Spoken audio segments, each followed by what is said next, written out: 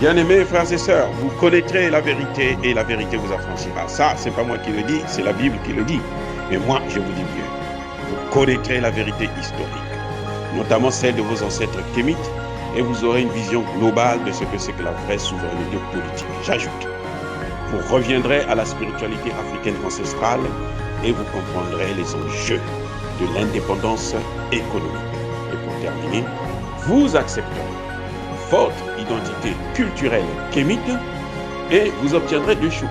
La première, c'est la paix. La seconde, c'est le développement, à une condition. L'unité de toute l'Afrique noire, l'unité de tous les Noirs du monde entier. Otep à tous, bienvenue sur la chaîne des panafricanistes par essence, par conviction et par excellence. Celle des citoyens kémites par nécessité et obligation de combat. Nous sommes une chaîne qui n'est guidée que par nos ancêtres et rien que par les ancêtres qui appartiennent à l'égrégore du monde noir. Par conséquent, nous ne croyons en aucun Dieu venu de l'étranger. Toutefois, cette vidéo n'est aucunement destinée à inciter à la haine ou à la violence, car nous menons un combat qui est d'abord et avant tout spirituel, intellectuel et démocratique. Ensuite, il est politique, géopolitique et géostratégique, contre l'impérialisme, le colonialisme, le néocolonialisme et l'endocolonat, qui sont tous qualifiés de crimes contre l'humanité. Nous menons ce combat sur la base du principe fondamental que nous avons hérité de nos ancêtres kémites, qui est celui de la Mahat, c'est-à-dire solidarité, vérité et justice. Vous êtes donc en droit de connaître la vérité et nous avons l'obligation de vous dire la vérité, rien que la vérité, afin que justice soit rendue au continent africain. Et ça, c'est notre modeste contribution dans cette noble lutte en faveur de la souveraineté, la dignité, la solidarité et l'unité africaine. C'est exactement ça que nous appelons le panafricanisme. Bien-aimés frères et sœurs, la guerre entre la Chine et les États-Unis se poursuit maintenant sur le sol américain. En principe, je veux dire dans le continent américain. Les Chinois veulent installer une base militaire à Cuba. Ils sont en pleine négociation. Et ça irrite les États-Unis d'Amérique. Les Américains accusent maintenant les Chinois de les espionner depuis près de 13 ans. Parce qu'ils sont à côté, ils ont de bonnes relations à Cuba, ils investissent beaucoup à Cuba. Et maintenant, ils veulent carrément avoir une base militaire à Cuba. Alors que, et c'est là la contradiction, les Américains ne peuvent pas interdire à Cuba de recevoir une base militaire chinoise. Pourquoi?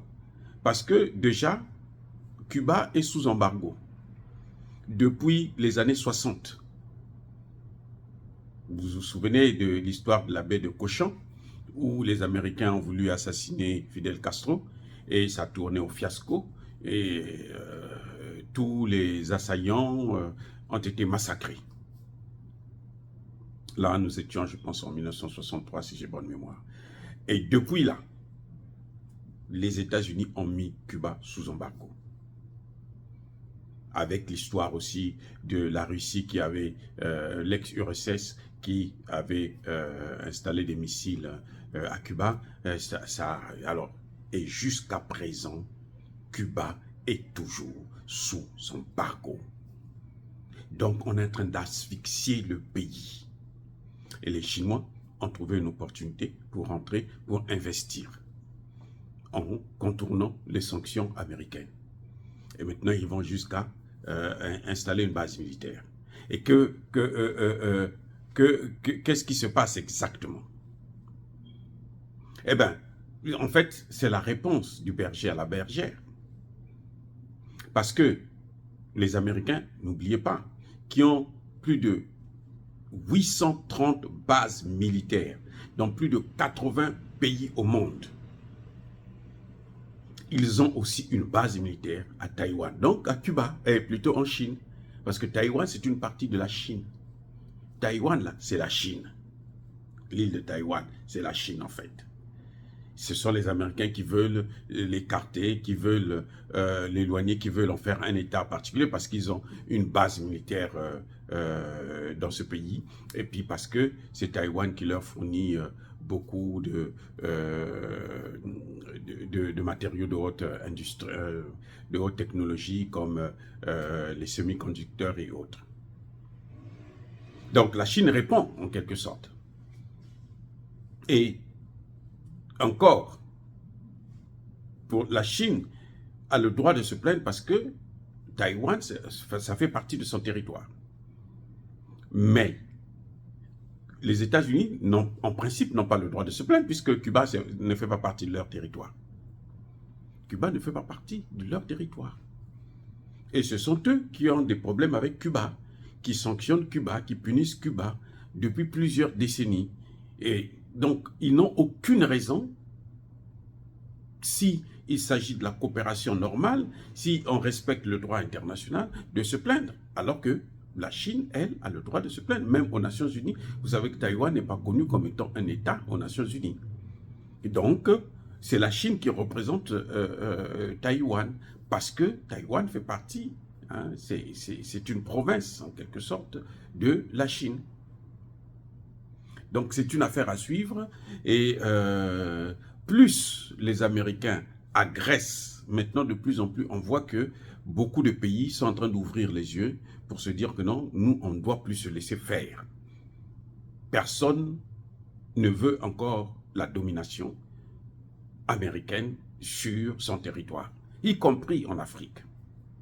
Alors, combien de fois la Chine, qui est la première, sinon la deuxième puissance économique mondiale, et une des grandes puissances aussi militaires. La Chine, à elle seule, compte plus de 2 millions de soldats. Donc, ils sont prêts à faire la guerre. Bref, dire cela, c'est inciter à la haine ou à la violence? Non. Yabakolerve, Yamalembe. Encore une fois de plus, bien-aimés frères et sœurs, soyez bénis. Je persiste et je signe. Soyez abondamment bénis par le Dieu de Kémite et par nos ancêtres angélisés.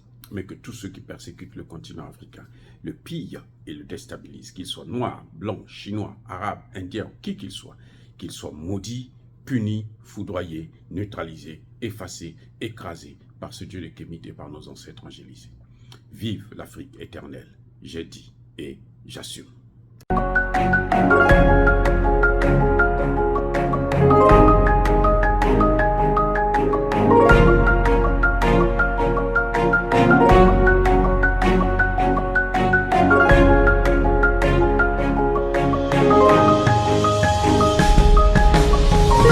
Eux, ils marchent par la foi et non par la vue.